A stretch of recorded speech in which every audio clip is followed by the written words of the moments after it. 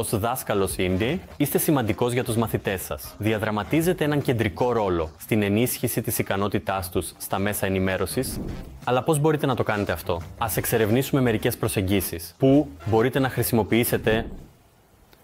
Πρώτα και κύρια, δεν υπάρχει μία ενιαία προσέγγιση για τη διδασκαλία της ικανότητας στα μέσα ενημέρωσης στους μαθητές σας. Και αν και η ικανότητα στα μέσα ενημέρωσης είναι ο στόχος, η ικανότητα στα μέσα ενημέρωσης είναι μια διαδικασία διαβίου μάθησης και ο τρόπος για να το επιτύχουμε μπορεί να πάρει διάφορες μορφές. Οι μαθητές δεν θα πρέπει μόνο να είναι σε θέση να χρησιμοποιούν ενεργά τα μέσα ενημέρωσης, αλλά και να μάθουν να τα προσεγγίζουν κριτικά και συνειδητά. Όλα αυτά απαιτούν διαφορετικές προσεγγίσεις, ανεξαρτήτως της προσέγγισης που θα επιλέξετε για να εισάγετε την ικανότητα στα μέσα ενημέρωσης στην τάξη σας ως δάσκαλος. Θα πρέπει να λάβετε υπόψη το δικό σας στυλ, το εκπαιδευτικό πλαίσιο και τους μαθητές που έχετε μπροστά σας. Οι μαθητές επίσης βελτιώνουν την ικανότητα στα μέσα ενημέρωσης. Προχωρήστε σταδιακά. Χρησιμοποιήστε έναν συνδυασμό διαφορετικών προσεγγίσεων για ικανούς μαθητές στα μέσα ενημέρωσης. Πώς το κάνετε αυτό? Ας εξερευνήσουμε μερικές επιλογές. Ορισμένοι δάσκαλοι ξεκινούν με μία ερώτηση και επιτρέπουν στους μαθητές να την εξερευνήσουν, γιατί τα κοινωνικά μέσα συχνά σας κάνουν να νιώθετε λυπημένοι ή χαρούμενοι. Πώς βρίσκετε αξιόπιστες πηγές? Ποιος κατέχει τα μέσα ενημέρωσης που καταναλώνετε? Οι μαθητές διεξάγουν έρευνα, αναζητούν πηγές, πραγματοποιούν συνεντεύξεις με συμμαθητές και παρουσιάζουν τα ευρήματά τους. Στο τέλος, αυτή η προσέγγιση αναπτύσσει τόσο την κριτική σκέψη, όσο και τις δεξιότητες έρευνας και παρουσίασης. Μπορείτε επίσης να ξεκινήσετε συμμετέχοντας ενεργά στην παραγωγή μέσων ενημέρωσης και στη συνέχεια να σκεφτείτε το έργο σας.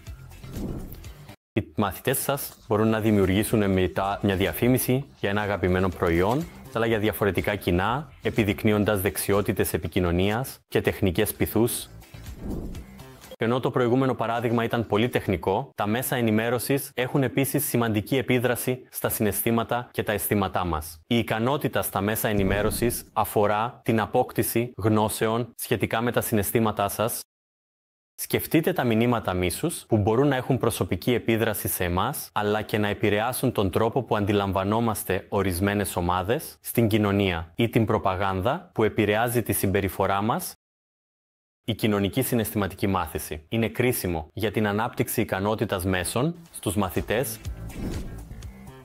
Φυσικά, οι μαθητές σας είναι ήδη ικανοί στα μέσα ενημέρωσης και μπορούν να βοηθήσουν ο ένας τον άλλον να γίνουν ακόμη πιο ικανοί. Σε μια μαθησιακή συζήτηση, όπου ξεκινάτε με μια ερώτηση όπως πώς θα αναγνωρίζατε τους διαδικτυακούς απατεώνες ή πώς διαχειρίζεστε τον χρόνο που περνάτε μπροστά στην οθόνη, διευκολύνετε αυτή τη συζήτηση και κυρίως παρέχουν συμβουλές ο ένας στον άλλον. Παρατηρείτε ότι αντιμετωπίζουν προκλήσεις. Τότε είναι που μπορείτε να προσφέρετε ένα επιπλέον εργαστήριο ή μάθημα. Ως δάσκαλος είστε ο οδηγός για να κάνετε τους μαθητές σας ικανούς στα μέσα ενημέρωσης. Δεν είναι μια ιστορία που ταιριάζει σε όλους, καθώς πρόκειται για τον συνδυασμό διαφορετικών προσεγγίσεων. Επομένως, εξερευνήστε τι είναι εφικτό για εσάς και συνεργατικά χτίστε την ικανότητα των μαθητών σας στα μέσα ενημέρωσης και τη δική σας ως δάσκαλος.